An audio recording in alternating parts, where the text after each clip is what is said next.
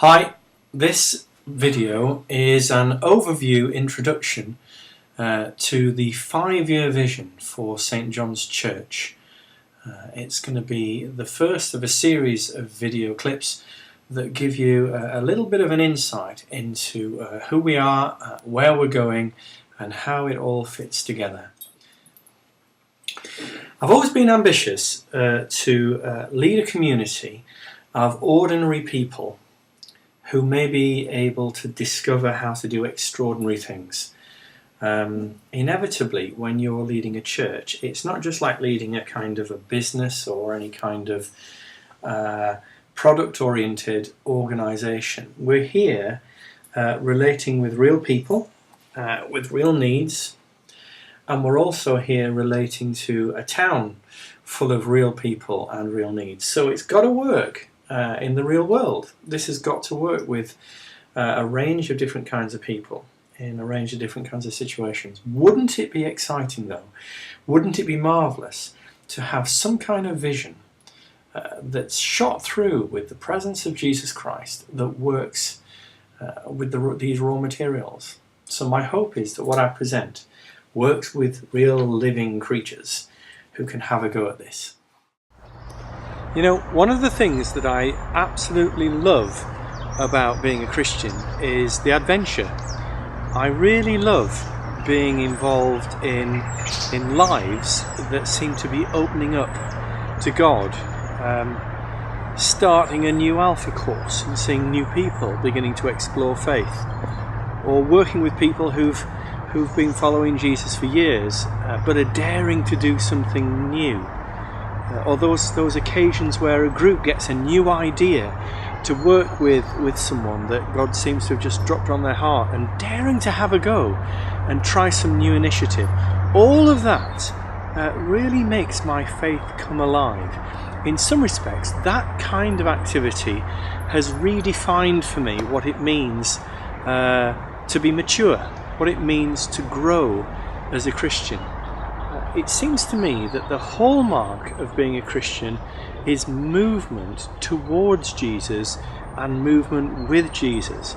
It could be something as simple as daring to talk about faith for the first time. It could be something as simple as serving the poor in a way in which you haven't done before. It could be working with others in a way that makes a bigger difference than you doing it on your own. All of those signs indicate openness and a willingness to step into something new for the sake of growing the kingdom of Jesus. That's what maturity looks like.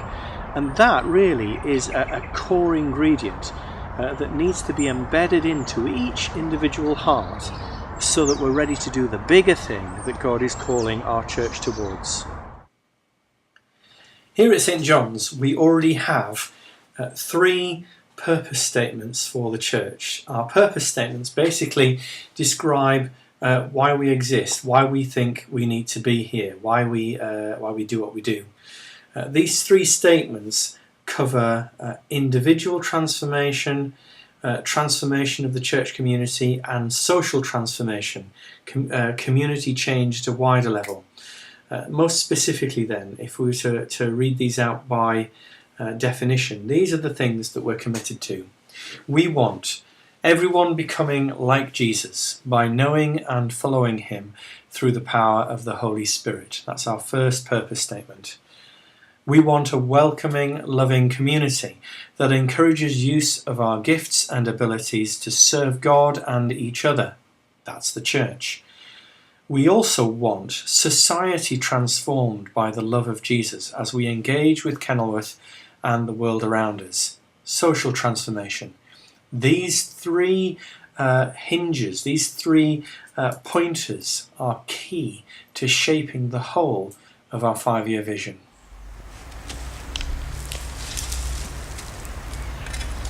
I'm doing a little bit of weeding, a little bit of clearing of the vegetable plot. This is a crop that's kind of gone past its best now, and I need to make some space for some new stuff.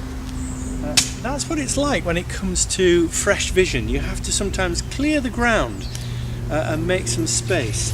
It doesn't mean that what had happened previously was no good, but it does mean that you have to rethink where you are in the light of where you want to go. What do you need to plant? What do you need to change so that you can plant something new? So that's just a picture just to help you think. What about in your own heart? What about in your own thinking? Is there any space that needs to be made so that Jesus can speak fresh again? It's fair to say that there is a gap between what the church often is and what the church needs to be.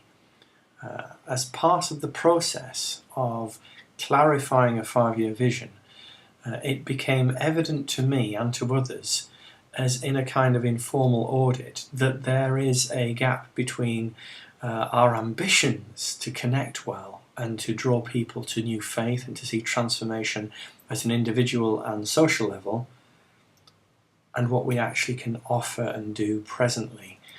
There are a number of things that we need to do differently so that our ministry, so that our mission, so that our life as a community actually does do those things. We have to be honest. The first prerequisite then of our 5-year vision places a strong challenge and a keen invitation to individuals who are part of the church. The first thing for individuals to respond to when we're talking about 5-year vision is our own individual devotion and rededication to Jesus Christ. Let me explain to you why I think this is so essential. Whatever plans I as a church leader may put to a congregation, whatever ideas or strategies I may suggest we follow, if the heart of individuals is not inclined in a devout and seriously committed way to Jesus Christ, it's inevitably going to fall on deaf ears. If you try and impose a new structure, if you try and impose a new set of principles onto a community that actually isn't in a place of being receptive or open, or isn't at a place, for example, where Jesus is at the centre of their thinking and their feeling and their will and their planning, then this simply won't work. The first part then of this vision is for individuals to gain and adopt and commit to a spiritual rhythm that keeps Jesus at the very centre of who they are.